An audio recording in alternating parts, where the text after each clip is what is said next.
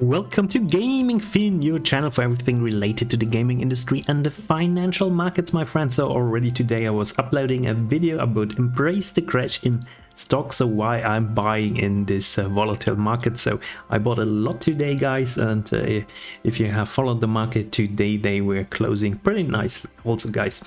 Yeah, I'm going to talk today about Ubisoft and NFTs, and if you check out my brand new channel, which is still growing, you see that I already created some videos about NFTs and Ubisoft, and that I'm kind of bullish about the idea. So I don't know if it's going to work out, of course, but I'm bullish about the general idea. But yes, there's a lot of critics, and if we head over, for example, to Kotaku, Ubisoft executive says users don't get it in extraordinary NFT interview, and then if you read through this interview, you will see much more like the side where Kotaku says that actually Ubisoft executive doesn't get it. So I know, guys, I'm not here to now trash actually NFTs. That's definitely not my point of view, and I'm also not here to trash the gamers that don't want this. So I'm a gamer myself, and I also see the risks in it, guys. So this is the interview, the article. So it's a pretty long article, pretty long interview. So I recommend you to read through it for yourself. So I will put you the link obviously down below, but I want to highlight actually what is the most important part of it. So, and you can see already on Twitter there's a lot of discussion about this. So guys, this is the most important part. So, well, let's talk about making sense of it.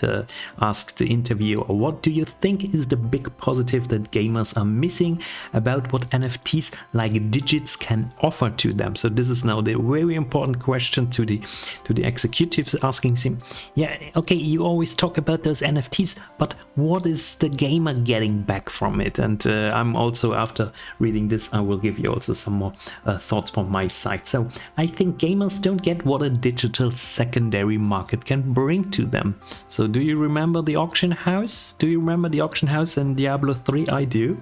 So I think gamers don't get what a digital secondary market can bring to them for now because of the current situation and context of NFTs. Gamers really believe it's first destroying the planet, okay, that's the ecological aspect of it, and second, it is just a tool for speculation. So it is a tool for speculation indeed. So this is now my personal opinion. But what we at Ubisoft are seeing first is the end game.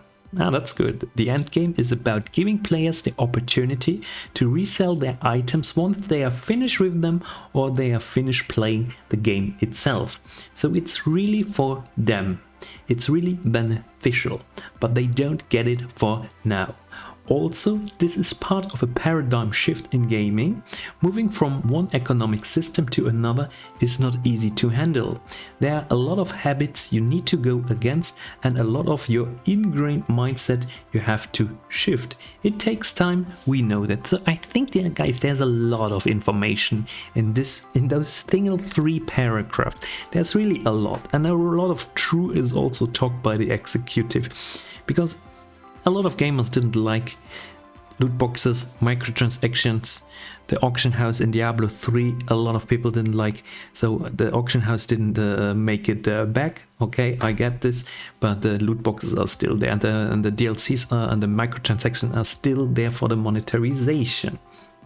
So the ecological aspect, well, that's not it might be interesting for some of the gamers. But the second point, yeah, it's for speculation, and that's a good thing. Speculation is a good thing. So I'm on the finance channel here. I'm an investor, so I think speculation is a good thing. That means, for example, you get a specific item for like $10. You buy it for $10, and you know this item is so great, and you can sell it then later for $15, even after you have used the item. So I think there would be a very interesting secondary market.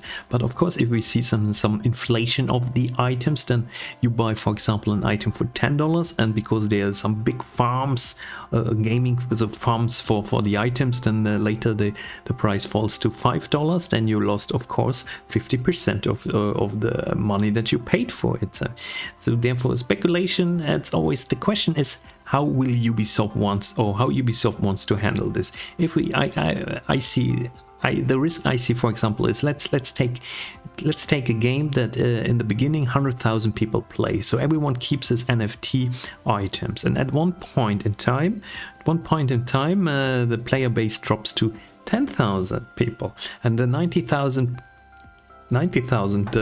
players are selling all the items. So I don't think that those NFT items will be very valuable. So it's just market economy. It's just a very easy economic 101. And then how does Ubisoft in the long term actually wants to hold up the price of those items that it really makes sense for gamers to sell them and even get more for the items, or even get a stable income with items they sell? So this is actually a very tricky question, and we have seen with the auction house for Diablo 3 that this didn't really work out back in the day. So, but what we at Ubisoft are seeing first is the end game. Yeah, that's the end game. The end game is allowing gamers actually to make a living from gaming. So if you're, for example, a very hefty MMORPG gamer, so you're in the guild, let's say, in World of Warcraft, and you're farming so much of one item, an item that's actually needed for other gamers to build something, to progress in the game, then you can sell this and you can make a living. So then we're coming back to those Asian gaming farms so they had back in the day. So the end game is about giving players the opportunity to resell their item once they're finished with them or they're finished playing the game itself. I just covered this, so I don't think that's a bit short-sighted, I would say. So it's really for them. Yeah, that's the question. Is it really for the gamers? I can see it's for the gamers, but I can see also the point where it's not for the gamers anymore. Let's imagine then, yeah, they're selling us those NFTs. You buy this NFT for $100 because you think now you have a valuable item, and then later it drops in the price to like $1. Then it's not for the gamers, and it was just again Ubisoft selling you an item for $100. So a secondary market might be for gamers, but if there is some sort of a primary market for NFTs, I don't think it's then really for the gamers. So then it is not really beneficial. Then it's only beneficial for Ubisoft or for the company, for the game developer who cashes in. It's like creating a cryptocurrency, creating a blockchain, and in the end holding all the tokens yourself, and then just selling them to the secondary market, so from the primary market. So, but they don't get it for now. Yeah. I think I get it. So I think I get it. I understand that it could be an intriguing aspect to make money out of gaming. So also this part is a paradigm shift in gaming. It's a little bit a paradigm shift, but not so much, because the auction house also worked, and also the way how you could sell. I think it was also 10-15 years ago, people were selling also items on eBay or overall on the internet, on some marketplaces.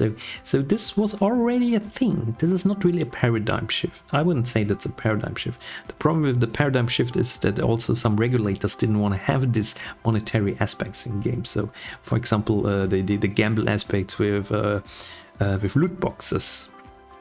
So moving from one economic system to another is not easy to handle. It's not really an economic system, because I mean, we still need to explain what is the reason with the NFT. So NFT is a blockchain, and on a blockchain, or NFTs are more secure. So that's the only important aspect. So there are a lot of habits you need to go against, and a lot of younger incorrect mindsets have to shift. It takes time, we know that. So yeah, definitely. I mean, I'm a big fan of evolution, and I know there will be an evolution, guys, and it will change.